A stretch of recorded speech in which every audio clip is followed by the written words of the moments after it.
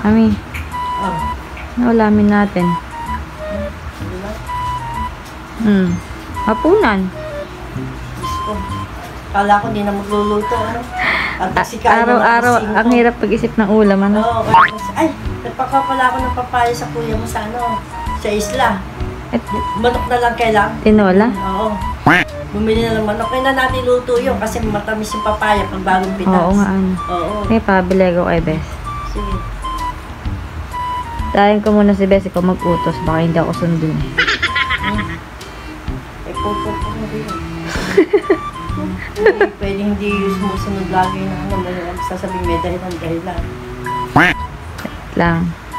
Mab. Call mo si Papa. Tawagin mo si Papa, sabihin mo tawag ni Lola. Papa! Tawag si Lola! Tawag mo doon sa labas. Go outside. Alam mo naman, bingin Papa mo. Kahit pag-uutusan niya, bingi yan. Pinapamagay ka niya, matalino yan.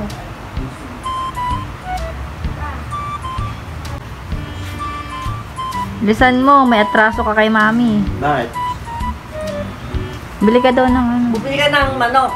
Nagpako ko ng papaya sa kuya mo sa isla. Masarap yung tinolang manok pagka bagong pitas yung papaya. Ngayon na. Bili ka ng manok ah. Ala ko, di na tayo kakain. Alas 5, nagsikain na kayo. Kakain pa pala, anak mo pa. Mami, tanghalian pa lang namin alas 5. Alas 5, tanghalian. Alapi hapunan. Tara, sama mo ako. Binta manok. May gusto yung bag ko.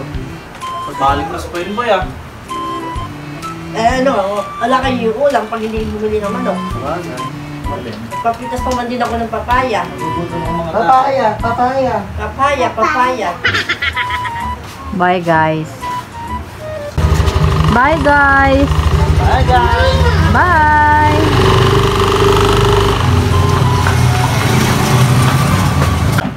Mami, na sila. Laki ko na.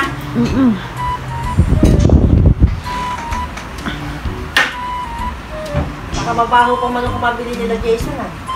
Baka hindi na fresh. Di pa na marunong tumingin ng ano yun, sariwa. Gusto ulit nila yun. Baka nangingitim-ngitim na, no? Masarap kasi yung tinola pagka bagong pitas. Yun ang papaya. Oo. Tamis na. Kaya na, wala tayong dahon ng sili sana. Sige, Kalimutan natin magpabili. Tawag ng malunggay. Nagtapang natin ng papaya pag bagong pitas. Fresh from the farm. Fresh from my farm. Isla Farm. Isla pa. Mami, na sila. Yo, what's up? Mami, tingnan mo yung manok. Mami, manok na. Jason, tontuwa ako't nautusan kita. Tapos bibili ka ng papaya, yung paay ng manok na. Ano pa? Nete, kakatayin mo yan? Ikaw magkatayin yan? Ano mali ko dyan? Wait, ako, sinunod na kita. Ang sabi mo. Ilapit mo sa lola mo na yung manok. Sinabi ko, manok. Hindi Ayan ko na. sinabi. Manok Ikaw na. na buhay na manok ang bilhin mo, demo ka. Papagalit mo ako. Sige, ikaw maghipatay niyan, ikaw maghiwa. Bahala ka dyan. Wala nga po yun eh. Mahaba yung leg na. Nakakakonsumi ka. Sumunod nga sa pag-utos, pero ay, naku Jason, mapapatay. Ayaw na magluto, pagkaga niya, kayo magluto niya. Mapapatay niya ang manok. Ikaw, bigyan sa lola mo. Sabi mo, manok. Manok for you. Hindi ko Siyempre, masarap nga ka po yan kasi bagong pitas. Wala Pagkakit siyempre gabi, medium. saan kayo nakabili niyan? Naghanap pa kayo sa anak? Ha? Para Sige na.